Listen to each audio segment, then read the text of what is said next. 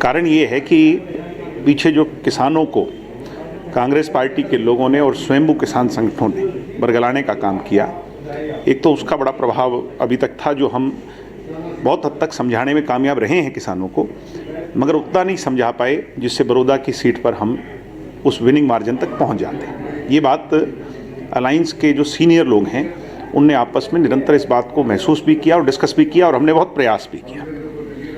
दूसरा मामला जो है, मैं ये मान करके चलता हूँ कि जो कोऑर्डिनेशन है बहुत अच्छा स्थापित हुआ दोनों संगठनों के बीच में, मगर बहुत लेट हुआ।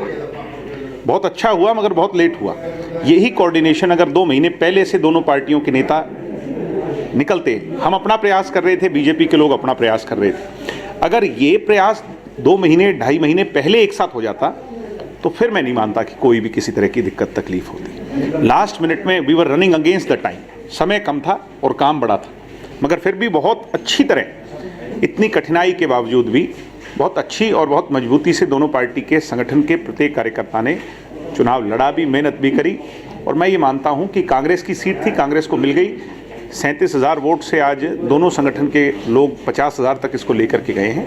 निश्चित तौर पर आने वाला चुनाव, जो अगले विधानसभा का चुनाव होगा, बड़ौदा की सीट गठबंधन को मिलेगी, मैं ऐसा मानता हूँ। मैंने वही कहा कि दोनों पार्टी के कार्यकर्ता वो होता है जो वोट डलवाता है, और कार्यकर्ताओं ने पूरी मेहनत करी। उसके बावजूद जो कुछ कमियां रही, मैंने आपको दोनों पॉइंट बताई, उनको हम ओवरकम नहीं कर पाए, और वो समय रहते हो जाती तो फिर मैं मानता हूं कि हम उसको भी ओवरकम कर देते। सारे मानते हैं, अगर हार हुई है तो हम सब उसकी जिम्मेवारी लेते हैं। अगर हार हुई है तो प्रत्येक कार्यकर्ता इस संगठन में, ये वो संगठन नहीं है कांग्रेस की तरह जिसमें जीत होती है तो राहुल और सोनिया को जाती है, हार होती है तो नीचे वालों को जाती है। हम तो स्वयं सब मानते हैं, चाहे वो हमारी पार्टी के सबसे बड़े लीडर हों और चाहे अंतिम पंक्ति में बैठा कार्यकर्ता हो, ये हम सब की जिम्मेवारी, और सबसे ज़्यादा जिम्मेवारी उसकी है जो फ्रंट में है।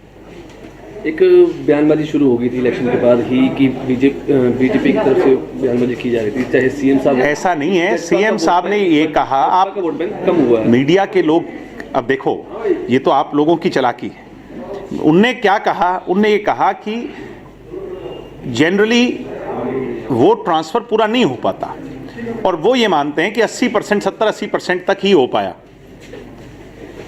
ये उनने एक पॉलिटिकल एनालिसिस किया। उनने कहीं ये नहीं कहा कि जजपा का वोट नहीं गया, मगर उतनी ही लाइन को काट करके टेलीविजन पर चला करके आपने कंट्रोवर्सी क्रिएट करनी चाहिए है। मगर जेजेपी बीजेपी की अंडरस्टैंडिंग बहुत मजबूत है। मैं नहीं मानता कि ये मीडिया के इस चाल में ये दोनों पार्टी किसी भी तरह से फंसेंगी।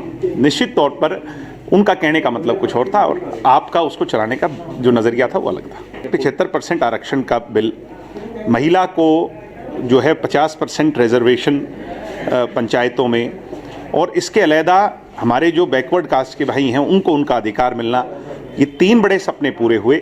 अगले 4 साल पड़े हैं। हमारे जो 33 पॉइंट हमने नोट किए थे उन पर हमारा काम जारी है।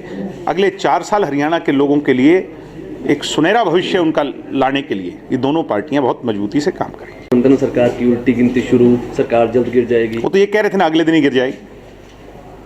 हुड्डा साहब अब अपनी ऑथेंटिसिटी खो रहे हैं। आदमी के बात की तवज्जो, राजनीतिक आदमी के बात की तवज्जो तब होती है जब वो कहता है और वो ज़मीनी हकीकत बन जाए। बार बार एक आदमी झूठ बोलेगा तो फिर उसकी बात पर कोई विश्वास नहीं करेगा। भूपेंद्र हुड्डा की शुरू से रही है पिछले 1 साल में भी, ये सरकार गिर जाएगी, सरकार टूट जाएगी। वो जनता के अंदर एक इस तरह का भ्रम पैदा करना चाहते हैं, मगर अब वो बार बार झूठ बोलेंगे तो लोग उनकी बात पर विश्वास नहीं करेंगे। सरकार स्थिर चलेगी, निश्चित तौर पर चलेगी, कोई दिक्कत ही नहीं। से कहा था कि अगर वो 7,000 वोट लेने में कामयाब रहते हैं तो मैं ये उनकी बहुत बड़ी जीत मानूंगा। यही कहा था पीछे, उनके 5,000 वोट भी नहीं आए, तो मैं क्या कहूँ इसके बाद। तो क्या मुझे ज़्यादा तकलीफ इस बात की है कि हरियाणा के सबसे मजबूत कद्दावर नेता, हरियाणा के सबसे रिस्पेक्टेड नेता चौधरी ओम प्रकाश चौटाला जी को भी उस पार्टी के लोगों ने गली गली गांव गांव घुमा दिया, जिसकी आवश्यकता नहीं थी क्योंकि हालात नहीं थे। सब ये जानते हैं कि ये पार्टी कौन चला रहा है। आज चौधरी ओम प्रकाश चौटाला जी के हाथों से वो पार्टी कोसों मील दूर जा चुकी है। चौटाला साहब की क्रेडिबिलिटी को कमज़ोर करना उसका जिम्मेवार भी आज कौन है, वो भी आप लोगों को एनालिसिस लोगों को करना चाहिए।